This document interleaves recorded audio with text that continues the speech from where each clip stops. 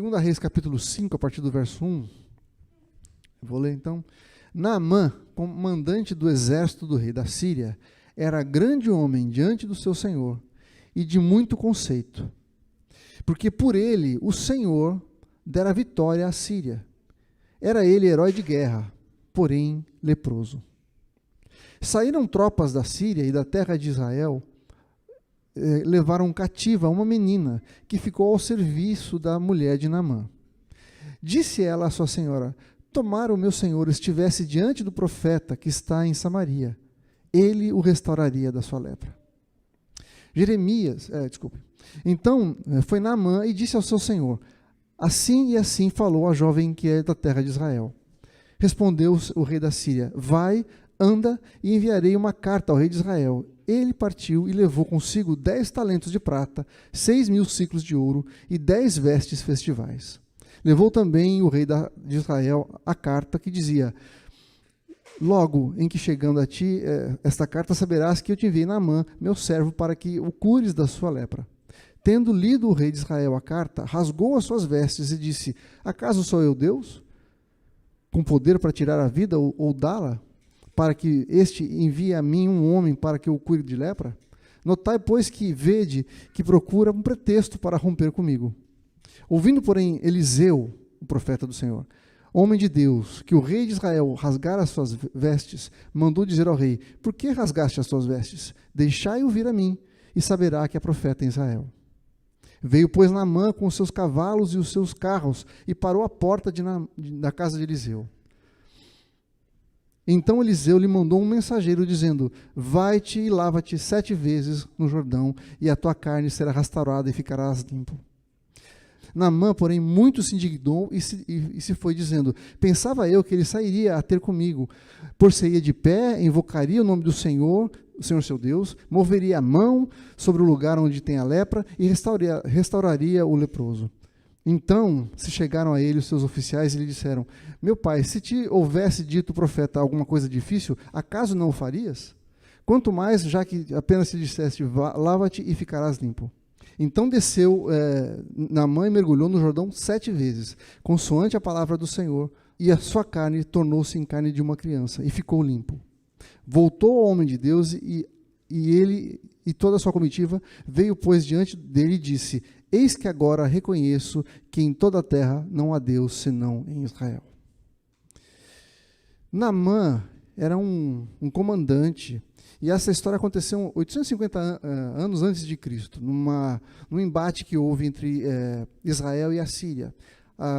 O povo da Síria levou cativo algumas pessoas do povo de Israel, inclusive essa moça, essa menina, que ficou sendo serva de Naamã.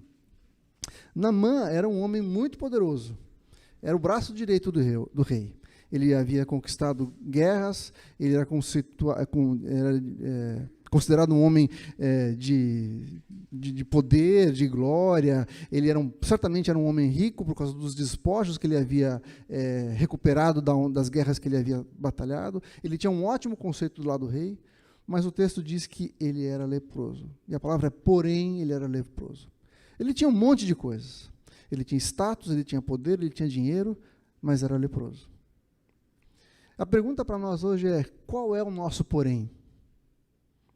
O que nós podemos dizer de nós mesmos, né? Talvez você seja bem sucedido no seu trabalho, tenha uma família linda, mas, porém, falta alguma coisa. O que está faltando na nossa vida? O que é aquilo que nos envergonha? O que é aquilo que nos abate, que tira todo aquele sabor de vitória que a gente pode ter por causa das coisas boas que a gente tem vivido? O que é aquilo que a gente tenta esconder das pessoas? O que é aquilo que tem trazido angústia para nós? O que é aquilo que nada que nós temos pode resolver? Naamã tinha dinheiro, mas nenhum dinheiro que ele tinha poderia curá-lo da sua lepra. Ele tinha poder para derrubar vários exércitos, mas ele não era incapaz de curar a sua própria vida. E a lepra era uma doença terrível, absolutamente terrível, porque a pessoa ia se desfazendo literalmente aos poucos. Ela ia perdendo as pontas dos seus membros, o seu rosto ia ficando deformado, ele tinha que ficar isolado, porque era uma doença contagiosa, então ele perdia a comunhão com as pessoas, ele perdia o respeito das pessoas, ninguém queria estar perto de um leproso. Naamã, apesar de tudo que tinha, sabia que o seu destino era uma morte terrível. Quando ele ouve a história dessa jovenzinha que trabalhava para ele, dizendo assim, se o meu Senhor conhecesse o profeta que há em Israel, ele seria curado. E é interessante, é estranho a gente pensar nisso, né? Imagina uma jovem que foi levada cativa para trabalhar de escrava na casa da pessoa que levou ela cativa. Qual seria o sentimento natural que a gente esperaria ver de uma pessoa assim? Bem feito por esse Naamã, bem feito que ele é leproso. Merece mesmo. Eu vou orar para Deus fazer ele ficar pior ainda, morrer mais rápido. Talvez essa fosse a resposta de muitos de nós aqui. Bem feito, ele me levou cativo, ele merece isso mesmo. Mas ao contrário disso, ela não estava olhando para si, para a sua situação, nem para a maldade do seu Senhor. Mas ela olhou para o poder e a bondade do rei de Israel, do Deus de Israel. Muitas vezes, os momentos de crise, os momentos de dificuldade, o cativeiro nos leva a sermos promotores da presença de Deus, da glória de Deus. O normal seria aquela menina ser ressentida, ser revanchista. O normal seria ela ficar angustiada, triste pelos cantos, amaldiçoando aquele que a levou cativa. Mas ao contrário, os seus olhos estavam colocados no Senhor. Ela falou, se ele conhecesse o meu Deus, se ele conhecesse o Deus a quem eu sirvo, o Deus de Israel, ele seria curado. Estranho também porque, afinal de contas, esse Deus que ela honrava, que ela cria tanto, permitiu que ela fosse levada cativa. Não é estranho isso? Como é que a fé dela estava tão firme num Deus que permitiu que ela tinha sido levada cativa? Ela sabia que, apesar de tudo, o seu Deus continuava sendo poderoso e fiel. É engraçado porque, quando o texto fala sobre Naamã, diz que o Senhor dera a vitória à Síria através dele. Naamã só havia sido honrado, Naamã só havia tido vitórias como um guerreiro, como líder de um exército, porque o próprio Senhor Deus havia abençoado a vida dele. Isso mostra para a gente que o nosso Deus extrapola o nosso mundinho aqui, sabe, gente? Deus pode abençoar quem Ele quiser. Mesmo aqueles que não estão no povo de Israel. Mesmo aqueles que não estão dentro da nossa igreja. Deus pode abençoar quem Ele quiser, aonde Ele quiser. Deus permitiu que o povo de Israel fosse levado cativo por causa do amor que Ele tinha por Israel. Para levá-los para um lugar, para que eles fossem disciplinados. Aprendessem a honrar o seu próprio Deus. E essa menina parece que tinha entendido isso. Ela honrava o Senhor mesmo estando cativa, mesmo trabalhando como escrava. Ela não se esqueceu daquilo que ela havia aprendido, que Deus era bom, era poderoso e podia transformar mesmo a vida do seu próprio inimigo. Quando Jesus falou para a gente amar os nossos inimigos, ele estava falando disso. Manifestar o amor de Deus mesmo com aqueles que aos nossos olhos não merecem. Mesmo que serão aqueles que nos odeiam, que nos fazem, que nos afrontam, o Senhor é capaz de abençoar quem Ele quiser. E nós fomos chamados, como essa menina foi, para proclamar o poder e a glória do Senhor onde a gente estiver, mesmo que em cadeias. Então não existe lugar no mundo que você não possa fazer diferença. Não existe situação em que você esteja que você não possa glorificar e apontar para um Deus que cura, que trabalha até hoje por aqueles que nele creem. Amém? Essa é a primeira coisa. Segunda coisa que eu queria mostrar para você é que Naamã sabia que ele tinha poder. Ele tinha prestígio junto com o rei a quem ele servia. Ele tinha dinheiro, ele tinha prestígio, tinha poder. Então ele vai para o rei e fala assim, tem uma moça aí que falou que se eu for até o profeta lá em Samaria, ele vai me curar. Escreve aí uma carta, uma recomendação. Na verdade, é o que o próprio rei de Israel sentiu. Era como se fosse uma afronta. Falou assim, cura esse cara aí, senão eu vou atacar vocês de novo. Mais ou menos isso. Naamã talvez achasse que com o seu poder, com toda a sua tropa, com o seu exército, com os carros com os quais ele chegou na casa do profeta Eliseu, ele pudesse convencer o profeta ou intimidar o profeta a ponto de que ele fosse curado. Muitas vezes a gente tenta usar aquilo que a gente tem para manipular o Senhor, para convencer Deus a fazer alguma coisa para a gente. Pelas minhas boas obras, pelas coisas boas que eu faço, pela maneira como eu dou meu dízimo, ou com a maneira como eu trato as pessoas, ou tentando dizer assim, eu sou uma pessoa de bem, eu não roubo, eu não mato, eu não adultero, eu tenho crédito com o Senhor. Talvez Naamã pensasse dessa forma, porque ele foi na casa do profeta com tudo que ele tinha, levou todo o seu aparato e falou assim, escuta, e aí, e essa cura, como é que vai ser? Mas o Senhor sempre trata da gente de uma maneira completa. Muitas vezes a gente se aproxima de Deus buscando algo, mas aquilo que Deus tem para nós vai além daquilo que a gente imagina. Quando eu estava estudando esse texto, eu lembrei daquele episódio quando Jesus está pregando numa casa, e a casa está lotada, e algumas pessoas trazem uma pessoa, um paralítico, e colocam ele pelo teto da casa, porque a casa não estava tão cheia que não dava para entrar pela porta. Quando eles descem aquele paralítico, a primeira coisa que Jesus diz, fala assim, os teus pecados estão perdoados. Os amigos devem ter pensado assim, Senhor, acho que não é bem essa a prioridade desse rapaz, ele quer ser curado, ele quer andar, né? Será que é isso mesmo que o Senhor tem para falar? Jesus falou, sim, os teus pecados são perdoados. Porque a coisa mais importante para a vida daquele homem, talvez ele nem soubesse, que era o perdão dos seus pecados. Porque o perdão dos pecados proporcionava que aquele homem se voltasse para o Senhor, pudesse se apresentar diante do Senhor. Deus quer tratar com o nosso problema mais profundo. Talvez você ache que o seu problema é no seu casamento. Talvez você ache que o seu problema seja que você não está indo bem na sua carreira. Mas Deus, antes de tratar esse problema, Ele vai tratar a causa do problema.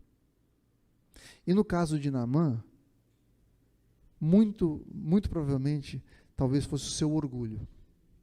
E Deus, antes de curar Naamã, precisava quebrar o seu orgulho. Precisava mostrar para ele que, embora ele fosse um homem poderoso, um homem que, onde ele ia, ele ganhava as batalhas, que ele tivesse prestígio, tivesse dinheiro, ele era uma pessoa que não conseguia olhar para as pessoas da mesma maneira. Ele se achava o melhor, ele se achava, como assim? Eu sou Naamã, eu sou o cara. E para isso, Deus começa tratando o seu próprio orgulho. Quando ele chega na casa de Eliseu, Eliseu não se dá o trabalho de ir até ele, manda o seu servo. Imagina para Naamã, ele chega na casa com todo o seu aparato, com todo o seu exército, e chega um servo para falar com ele. Era uma maneira de humilhá-lo também. Antes disso, veja que ele chega primeiro no rei de Israel. E o rei de Israel ficou apavorado. Ele rasga as suas vestes, como quem diz assim, que isso, eu não sou Deus. Eu não tenho capacidade de curar ninguém.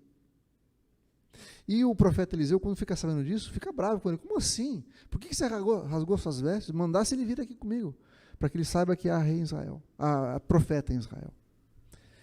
O problema desse rei é que esse rei era filho de Acabe.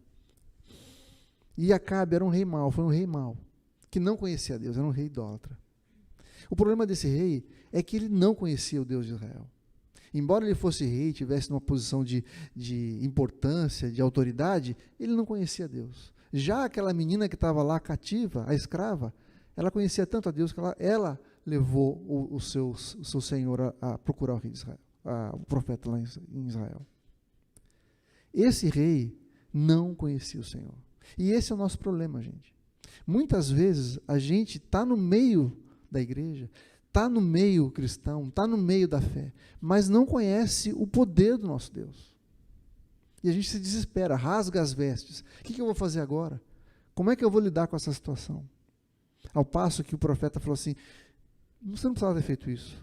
Traz ele para mim, porque eu conheço Deus. Eu sou profeta, eu tenho um relacionamento com o Senhor. E eu vou, em nome do Senhor, trazer a cura para ele. Muitas vezes, a gente se coloca numa posição onde a gente não conhece o Senhor. E por isso a gente se desespera, como o rei de Israel se desesperou. Quando ele chega na casa de Eliseu, então, Eliseu fala assim, tá bom, vai lá, mergulha 7 vezes no Rio Jordão. E aí Naamã ficou doido. Falou assim, escuta, como assim? O cara nem veio falar comigo. Eu achei que ele fosse chegar aqui e fosse fazer alguma mágica, algum encantamento, falar algumas palavras, colocar a mão em mim, fazer alguma coisa assim, mas não fez nada, mandou ir lá no Rio Jordão, esse riozinho sem vergonha. Gente, o Rio Jordão é bem pequenininho mesmo. Para a gente que é brasileiro, conhece os rios do Brasil, o pessoal que foi para Manaus, lá, que foi lá no Rio Negro, né, que você não vê o outro lado da margem, quando você chega lá em Israel e vê o Rio Jordão, é um riozinho desse tamanho. E Naamã ficou bravo. Falou, como assim eu vou ali? Na verdade, Naamã estava esperando que ele fosse ser desafiado a fazer alguma coisa grande, mostrar o seu valor. Afinal de contas, ele era um guerreiro.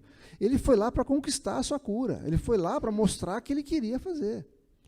E mergulhar num rio Jordão não exige sacrifício nenhum.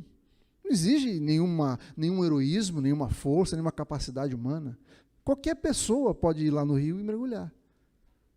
Percebe onde está o orgulho de Naamã? Ele queria mostrar que ele era o poderoso, que ele tinha conseguido fazer o grande desafio que lhe fora proposto. Na verdade, o Senhor estava mostrando para ele que a bênção do Senhor não é para aqueles que conseguem na sua força, é para os humildes. É para aqueles que dependem da ordem do Senhor, que simplesmente obedecem. A gente não conquista a bênção de Deus pelos nossos méritos, gente. Não é porque a gente é muito bom, porque a gente se sacrifica, porque a gente vai subir 200 degraus de joelho. Não é por isso. É pela graça, é pela bondade do Senhor. O profeta deu uma palavra para um homem que era inimigo do seu povo. Um homem que tinha levado pessoas cativas. Deus agiu com graça para com Naamã. Deus tem graça para qualquer pessoa. Ninguém está fora do alcance da graça e do poder do Senhor. Deus quer e pode abençoar qualquer pessoa. Nós aqui e aqueles que estão perdidos no mundo. E nós, como aquela mocinha, aquela jovem que era escrava, temos esse chamado, esse papel de apontarmos para o Deus de Israel, para aquele Deus que é bondoso, poderoso, misericordioso, para tocar na vida de todas as pessoas. Não importa quem elas sejam. Mas para isso Deus precisou quebrar a vida de Naamã. E Naamã falou assim, eu acho que então é o seguinte, eu deixo ele lá nos rios lá da Síria, porque eles são muito melhores do que esse rio de Israel. Como se fosse a água do rio que fosse curar ele. Ele não tinha entendido ainda, que era o poder do Senhor, que era a obediência à vontade do Senhor, à ordem do Senhor, que iria fazer o milagre na vida de Naamã. Muitas vezes Deus nos dá direções, Deus nos pede as coisas, e a gente quer fazer do nosso jeito. Fala, mas não é a mesma coisa? Se é para mergulhar, por que eu não posso mergulhar lá? Não é assim que a gente faz muitas vezes? Se Deus mandou, mas será que eu não posso fazer desse jeito? Do meu jeito? A gente tem que submeter à vontade do Senhor. Isso é reconhecimento do poder do Senhor. É reconhecimento de que Ele tem a resposta para nós. Por que 7 vezes? Podia ser 5, 6, 10? Talvez. A questão não é o número de vezes. A questão é a obediência irrestrita ao chamado do Senhor, à ordem do Senhor. Agora, você imagina Naamã entrando no Rio Jordão, que ele considerava um rio pequeno, sujo, sem graça. Mergulha uma vez, mergulha 2 vezes, 3, 4, 5, 6, na 7ª vez é que ele é curado. Ele teve que mergulhar todas essas vezes, e cada vez que ele mergulhava e levantava, ele olhava para o seu corpo, continuava do mesmo jeito. Cada vez que ele mergulhava, ele estava afogando o seu orgulho. Ele estava sendo curado de dentro para fora. Ele estava sendo curado naquilo que ele talvez nem imaginasse que ele precisava ser curado, no seu orgulho. Ele estava sendo curado naquilo que talvez o afastasse das pessoas muito mais do que a sua lepra. A gente tem que entender o processo de Deus para as nossas vidas. Talvez a cura do Senhor para nós não aconteça no primeiro mergulho, não. Tenha que esperar até o 7º.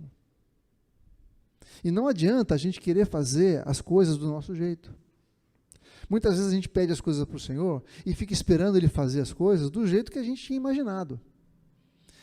Eu vou estudar, vou fazer minha carreira, vou trabalhar em tal lugar, e depois, com tantos anos, eu vou me casar, e daí, com tantos anos, eu vou ter filho, e daí, com tantos anos, eu vou me aposentar, e acabou.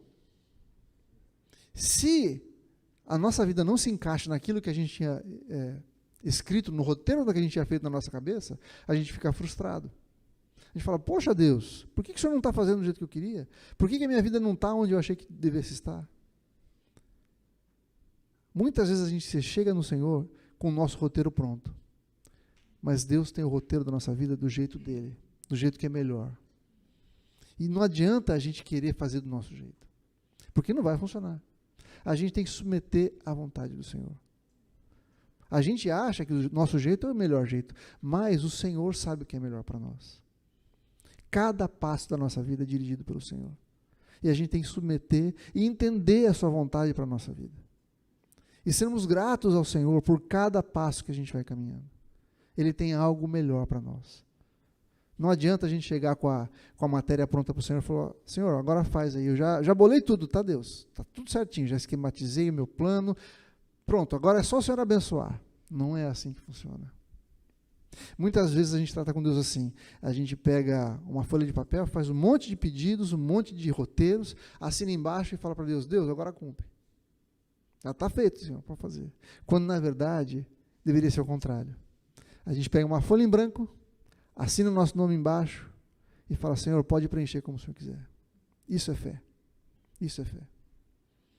É assim que o Senhor quer se relacionar com a gente. Ele quer que a gente dê carta branca para Ele fazer o que Ele quiser na nossa vida e com a nossa vida. Naamã aqui chegou com tudo pronto. Ele falou assim, não, eu achei que ele fosse sair, falar umas palavras mágicas, chacoalhar a mão, colocar a mão sobre mim para que eu fosse curado. Ou então me pedir alguma coisa que eu pudesse mostrar o meu valor, mostrar o quanto eu sou capaz, mostrar o quanto eu quero ser curado de verdade. Concorda comigo? Qualquer pessoa podia dar 7 mergulhos no Rio Jordão? Não precisa de heroísmo nenhum, de força nenhuma, de capacidade nenhuma. A nossa bênção, a nossa salvação em Jesus é da mesma forma. Nós somos salvos por aquilo que Ele fez, não por aquilo que nós fazemos. A bênção de Deus para nós é de graça, é graça de Deus. Ele derrama sobre nós. Não é pelo que eu faço, é pelo que Ele já fez. Essa é a grande diferença do cristianismo. Todas as religiões apontam uma coisa que você tem que fazer para se chegar até Deus. Quando Jesus fala assim, tudo já foi feito. Na cruz ele falou assim, está consumado, só receba. E é muito difícil para a gente, que está acostumado com a meritocracia, né?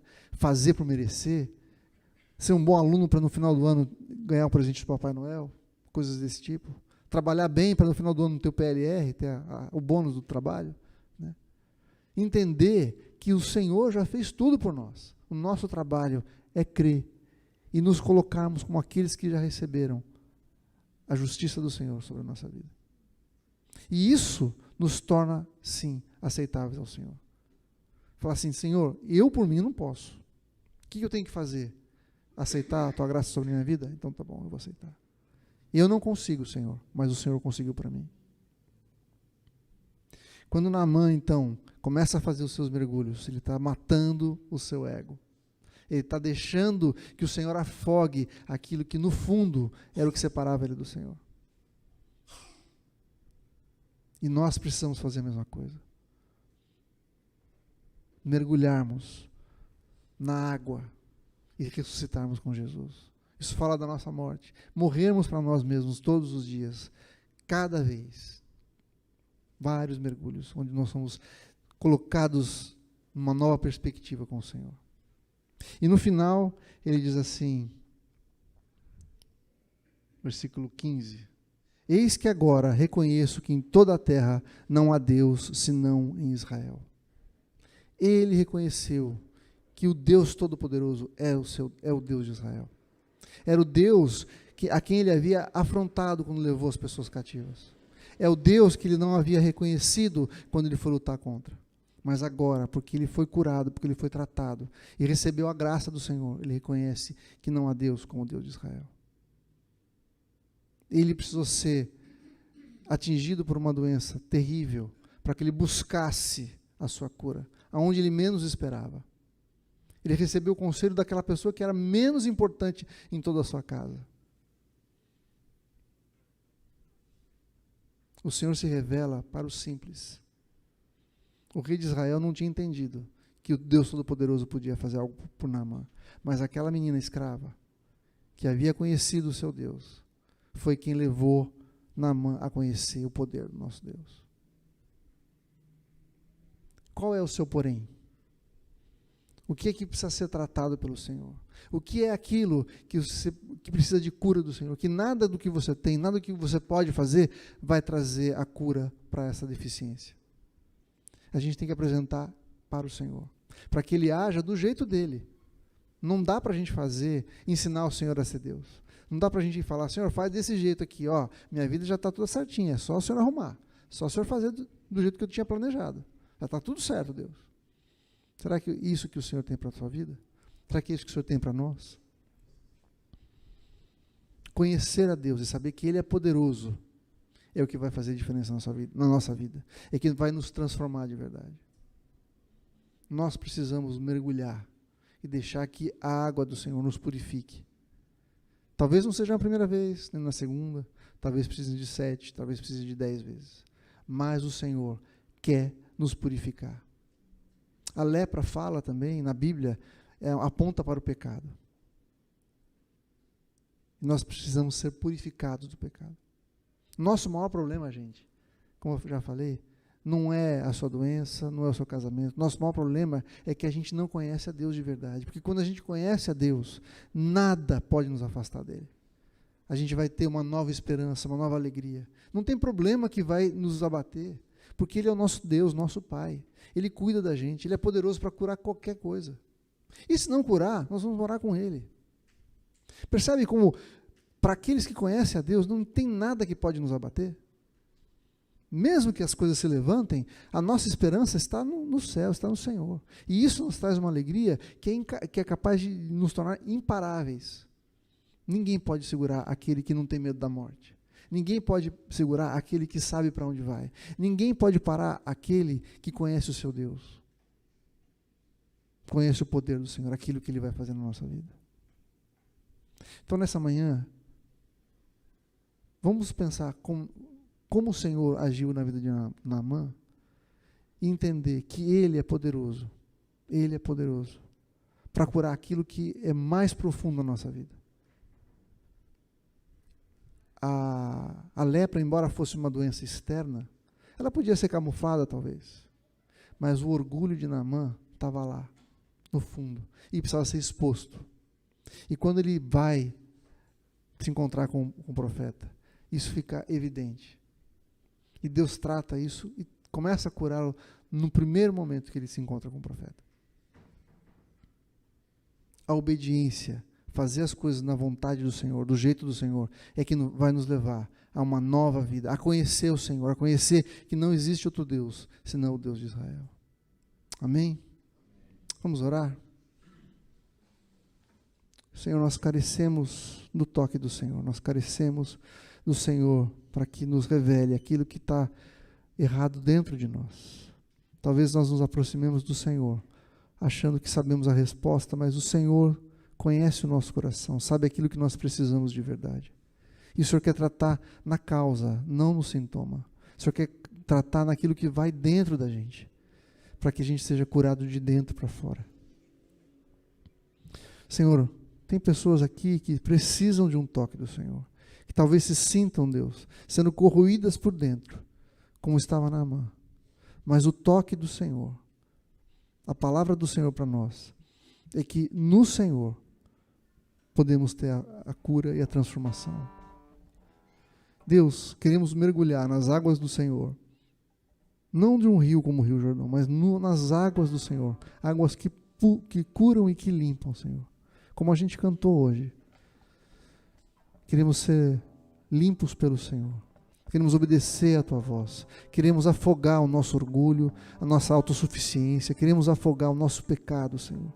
E saímos da água transformados pelo poder do Senhor na nossa vida. Usa, Senhor, na nossa vida pessoas que nos levem mais para perto do Senhor. que nos tragam palavras de ânimo, que nos apontem para o Deus Todo-Poderoso, que nos ajudem a enxergar os nossos erros, as nossas limitações, para que a gente não fique cativo daquilo que tem nos prendido, Senhor, mas que sejamos transformados pelo Senhor, que sejamos, Senhor Deus, tirados, Senhor, do meio do pecado, que sejamos colocados numa posição, Senhor, diferente. Queremos estar, Senhor, como diz a Tua palavra, sentados à direita do Senhor, nas regiões celestiais em Cristo Jesus, lugar de poder e autoridade, Senhor, que o Senhor conquistou para nós. Deus, eu peço que o Senhor toque cada vida, que o Senhor opere cura, que o Senhor opere transformação, que o Senhor opere, Senhor Deus, a libertação daqueles que se sentem cativos. Talvez alguns aqui se sintam como a menina cativa, se sintam como escravos de alguma coisa, de algum lugar. Mas Deus, o Senhor pode transformar essa situação. E o Senhor pode levantar cada um de nós para sermos pessoas que apontam para a glória do Senhor. Deus, e assim vamos cumprir o propósito do Senhor para a nossa vida. Nos capacita, nos ajuda, Senhor. Que haja aqui libertação, cura, o toque do Senhor. Pai, com Teu Espírito Santo, Senhor, visita cada um aqui.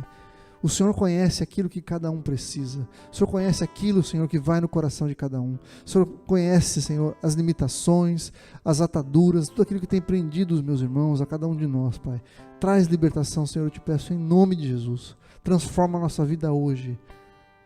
Que hoje seja um marco na nossa vida, Senhor.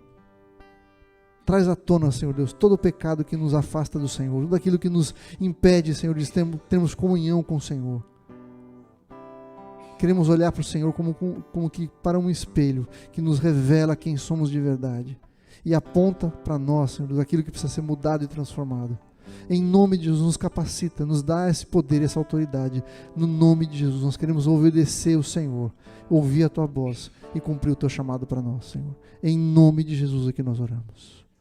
Aleluia. Amém. Amém.